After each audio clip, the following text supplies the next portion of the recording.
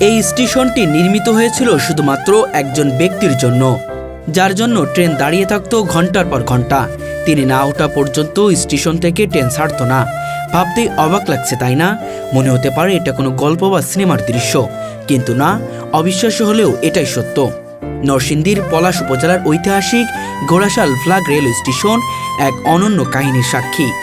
এখানে যখন গাড়ি আসতো, আসার সময় জমিদাররা বাড়ির থেকে গাড়ির ড্রাইভারের নিচে নাইমা জমিদারকে গিয়ে আনতো বাড়ির থেকে। যদি বলে আজকে এখানে থামিয়ে থাকো, বলে যাও তাহলে যাবে। ওনার পারমিশন স্যার এমনকি ওনাকে ডাকও দিতে পারবে না যে স্যার আমি আসেন। উনি বাসা থেকে ঘোড়ার মাধ্যমে আইসা পেয়াদা নিয়ে আইসা উনি এই জায়গার মধ্যে নামলে ওই গাড়ি রেল স্টেশন এই গাড়ি সাইডা পরে গন্তব্যে ঢাকাতে চলে যাইতো। মানে উনি না আসলে কি ছাড়তেন না? না, উনি না এলে মূলত এই স্টেশনের থেকে গাড়িটা যাইতো না। এই স্টেশনটি নির্মিত হয়েছিল তৎকালীন প্রভাবশালী জমিদার ও ব্রিটিশ সরকারের মনোনীত ম্যাজিস্ট্রেট হাজী মোহাম্মদ আবু সাইদ, যিনি স্থায়ীভাবে সাজদা মিয়া নামে পরিচিত ছিলেন, তার ব্যক্তিগত প্রয়োজন ও উদ্যোগের ফলস্বরূপ। এটা বহু জায়গায় ব্রিটিশ আমলের রেল স্টেশন, দোতলা রেল স্টেশন বাংলাদেশের মধ্যে নাম করে ইতিহাসের মধ্যে আছে ঘোড়াশাল। বাংলাদেশের মধ্যে একমাত্র দোতলা রেল স্টেশন ঘোড়াশাল। সাজদা মিয়া এই স্টেশনটা ওনার নিজ দায়িত্বে, ওনার নিজের টাকায় এটা করে গেছে, ওনার সুবিধার্থে, তারপরে জনগণের সুবিধার্থে। সাজদা মিয়া নিয়মিত রেলপথে ঘোড়াশাল থেকে ঢাকায় যাতায়াত করতেন। যাত্রার আগের দিন রেলওয়ে কর্তৃপক্ষকে জানানো হতো, নির্ধারিত দিনে ট্রেন এসে স্টেশনে দাঁড়িয়ে থাকত, আর লোক পাঠানো হতো তাকে বাড়ি থেকে আনার জন্য। তিনি পালকিতে চড়ে স্টেশনে আসতেন, আর সেই পালকি বহন করতেন 6 জন পেয়াদা। ঘোড়া এবং পালকি মানে এক এক সময় একটা ব্যবহার করতো। একটা সময় দেখা গেছে ঘোড়াতে উনি চইরা এই জায়গায় এসে নামতো, নামার পরে পালকির মাধ্যমে উনি এই জায়গার মধ্যে উঠতো আর কি। এই জন্য তার হাইটে উঠে নাই, ওনার পালকি পেয়াদারা ছিল, পালকি এই জায়গায় নিচে দাঁড়ানো থাকতো, ওই ইয়ার মাধ্যমে উনি জায়গার মধ্যে উঠে পরে স্টেশনে এসে গাড়িতে চড়তো। শুধু তাই নয়, ট্রেনে তার জন্য নির্ধারিত থাকতো আলাদা একটি কামরা। তিনি না আসা পর্যন্ত ট্রেন ছাড়তো না, এমন প্রভাব ছিল তার। স্টেশন তৈরি করছিল জমিদার করে লেগে, তারা গাড়ি আইলে থাইমা দেখলে তারা হুকুম করলে ছাড়েন না, ছাড়তে পারতো না। চিটাং যেত, ঢাকা যেত, উনি গাড়ি আনো থাইমা থাকতো। বাড়িতে যতন হয়েছে ততন পর্যন্ত গাড়ি আনো বসে থাকতো। এই স্টেশনটির নির্মাণ ইতিহাসও কম চমকপ্রদ নয়। 1914 সালে ঢাকা চট্টগ্রাম রেলপথের প্রাচীন রুটে এটি নির্মিত হয়। সেই সময় শীতলক্ষ্যা নদীর ওপারে অবস্থিত মূল স্টেশনে পৌঁছাতে প্রায় 2 কিলোমিটার পথ হেঁটে যেতে হতো, যা ছিল অত্যন্ত কষ্টসাধ্য। বিশেষ করে নদীপথে এসে রেল ধরতে যাত্রীদের ভোগান্তির শেষ ছিল না। সেই দুর্ভোগের সমাধানে সাজদা মিয়া ব্রিটিশ সরকারের কাছে নতুন স্টেশন স্থাপনের আবেদন জানান। তার আবেদন গ্রহণ করে তৎকালীন আসাম বেঙ্গল রেলওয়ে কোম্পানি মাত্র 1 কিলোমিটার দূরে নির্মাণ করে নতুন এক ফ্ল্যাগ স্টেশন। আর সেখান থেকেই শুরু হয় এই ব্যতিক্রমী অধ্যায়। অবশ্যই যাতায়াত করতেন তো আরও আগের ছিল। আরেকটা স্টেশন আছে, মানে এটা ছোট, মানে এটা থেকে সুবিধা হচ্ছে জনগণের, যার জন্যই এটা রেল ব্রিজের লগে স্টেশনটা করছে, ওদের সুবিধার্থে। ওনার যখন সাজদা মিয়া আইতো তখন পালকি করে আইতো। ট্রেনটা তো ওনার জন্য না, ট্রেন তো সারা বাংলাদেশের যাত্রীদের জন্যই, কিন্তু বিশেষ করে উনি এই জায়গা থেকে যেহেতু প্রভাবশালী লোক ছিলেন এবং এলাকার খুব সুনামধন্য ব্যক্তি ছিলেন, ওই হিসাবে উনি ওই জায়গার মধ্যে। প্রথম দিকে স্টেশন ভবনটি ছিল বাঁশ ও টিনের তৈরি। নিচতলায় ছিল টিকিট কাউন্টার ও সাধারণ যাত্রীদের জন্য ব্যবস্থা, আর দোতলায় ছিল জমিদারের জন্য নির্ধারিত বিশ্রামাগার। সেই সময়ের প্রেক্ষাপটে এমন স্থাপনা ছিল বিরল। এই কারণেই একে দেশের প্রথম দোতলা রেল স্টেশন হিসেবে বিবেচনা করা হয়। আসলে সারা বাংলাদেশের ঐতিহ্যবাহী রেল স্টেশন, এটা হলো সারা বাংলাদেশের মধ্যে দ্বিতীয় রেল স্টেশন, মানে দোতলা রেল স্টেশন যেটাকে বলা হয়। পরবর্তীকালে হুসাইন মোহাম্মদ এরশাদ সরকারের আমলে স্টেশনটি ভেঙে নতুন ভবন নির্মাণের পরিকল্পনা নেওয়া হয়েছিল, কিন্তু জমিদার বংশধর কবির মনু মিয়ার প্রতিবাদে সেই পরিকল্পনা স্থগিত হয়। ফলে ইতিহাসে সেই স্থাপনাটি আজও টিকে আছে তার স্বাধীনতা নিয়ে। এইটা স্টেশন এখন এটা নোংরা হয়ে গেছে, এটা মানে হিসাবে অকেজো, কারণ এটা এমন পরিবেশ হয়েছে বাসায় প্রকাশ করার মতো না, খুবই নোংরা। কারণ জমিদাররা নাই, এটার যত্ন নাই। 108 বছরের বেশি সময় ধরে দাঁড়িয়ে থাকা এই স্টেশন এখনো শুধু একটি স্টেশন নয়, এটি একটি জীবন্ত ঐতিহাসিক নিদর্শন। প্রতিদিনই দূর দূরান্ত থেকে পর্যটকরা এখানে আসেন। নরসিংদী ছাড়াও ঢাকা, গাজীপুর, নারায়ণগঞ্জ, কিশোরগঞ্জ সহ বিভিন্ন জেলা থেকে মানুষ ভিড় করে প্রাকৃতিক সৌন্দর্য ঘেরা এই এলাকায়। প্রতিদিন মানে অফিস থাকলেই যাইতো, গাড়ি হরেন দিত এখান থেকে। যদি জমিদার যাইবো তাহলে মনে হয় এই খবর পাঠাইতো, তো অন্যান্য গাড়ি খারাই থাকতো। জমিদার বাড়ি কিন্তু কত দূর? তাই আপনার এই 10 টাকা রিক্সা ভাড়া নিব, ওই যে হাতের এসে গেলেই আপনি পাইবেন। জমিদারের নাম আছে না। পাশেই রয়েছে 2টি রেল সেতু, যা দর্শনার্থীদের জন্য বাড়তি আকর্ষণ। ঘোড়াশাল ফ্লাগ রেল স্টেশন কেবল একটি স্থাপনা নয়, এটি একজন মানুষের প্রয়োজন, প্রভাব ও উদ্যোগের প্রতীক। এটা গোরাশাল রেল স্টেশন, এটা জমিদাররা করছে।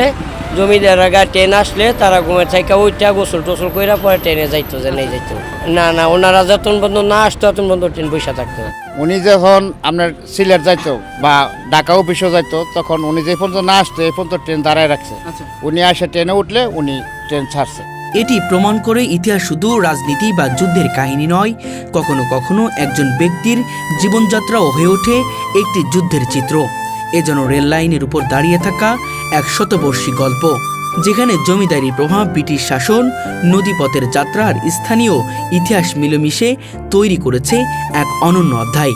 ঘোড়াশাল ফ্লাগ রেল স্টেশন নির্মাণ করা হয়েছিল শুধু একজন ব্যক্তির জন্য, যিনি ছিলেন ব্রিটিশ আমলের সবচাইতে প্রভাবশালী জমিদারদের মধ্যে একজন এবং ব্রিটিশ মনোনীত ম্যাজিস্ট্রেট, যিনি নিয়মিত এই রেল স্টেশনে এসে ট্রেনে চড়ে ঢাকাতে অফিস করতে যেতেন।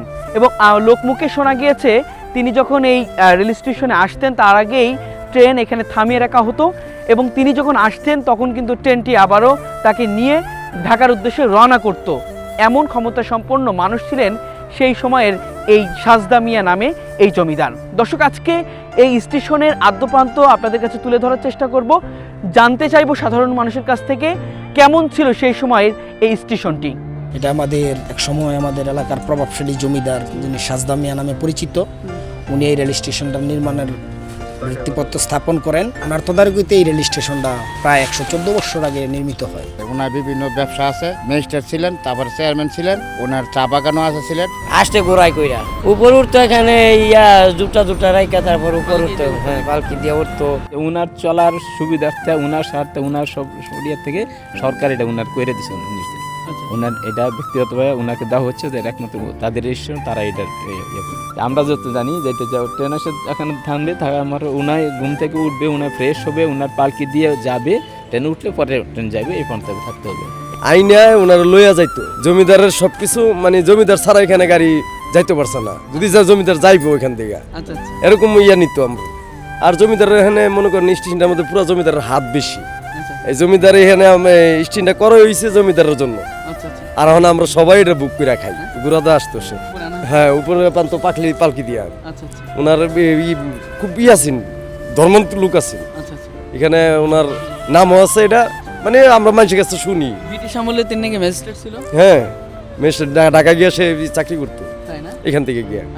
ওনার জন্য গাড়ি এনে থামাইতো, পুরা গাড়ি সব গাড়ি থামতো এখানে, জমিদারের জন্য গিয়া বাড়ির থেকে গিয়ে আনতো।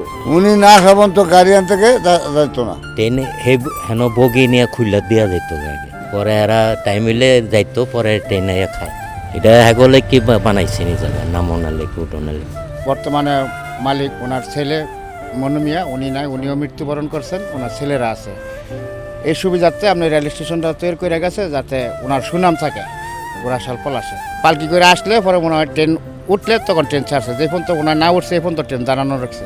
জনগণ চিন্তা করছে যে বিভিন্ন জায়গা থেকে রোড, এই স্টেশন ছাড়া কোনো জায়গা নাই, তখন এই স্টেশনে থাকতো, তার যার জন্য চলা করছে। ট্রেনটা তো ওনার জন্য না, ট্রেন তো সারা বাংলাদেশের যাত্রীদের জন্যই, কিন্তু বিশেষ করে উনি এই জায়গা থেকে যেহেতু প্রভাবশালী লোক ছিলেন এবং এলাকার খুব সুনামধন্য ব্যক্তি ছিলেন, ওই হিসাবে উনি ওই জায়গার মধ্যে স্টেশনটা নির্মাণ করছেন। উনি যখন আসতো এরপরে স্টেশন থেকে গাড়ি ছেড়ে যাইতো, বিভিন্ন যাত্রী উঠতো, প্লাস পাশাপাশি ওনার জন্য একটা কামরা বরাদ্দ থাকতো, ওই কামরাতে উনি বসতো, বসার পরে গাড়িটা ছেড়ে যেত। এটা আমরা ছোট লোকবেলা থেকে লোকমুখে শুনে আসতেছি। হয়তো জৌলুস কিছুটা হইলেও দেয়া গেছে, ম্লান হয়ে গেছে, কিন্তু তারপর নাম ডাকের দিক দিয়ে আপনার এই স্টেশনটা, বিশেষ করে এই স্টেশনের সাথে সম্পৃক্ত হইলে আপনার কালীগঞ্জের পূর্বাঞ্চল, উত্তরাঞ্চল, দক্ষিণাঞ্চল যত আমাদের সাইডে বেডে যত আছে সব এই স্টেশন থেকে এক সময় সকলেই আপ অ্যান্ড ডাউন করতো। না আছে আমাদের এই জায়গায় এখনও গাড়ি আছে, কিন্তু গাড়িগুলো হলো সকাল এবং বিকালে বেশি, দুপুর টাইমে কোনো গাড়ি নাই। সকালে 3-4টা গাড়ি আছে, বিকালেও 3-4টা গাড়ি আছে, দুইবারে মোট আমরা 8টা গাড়ি দাঁড়ায়।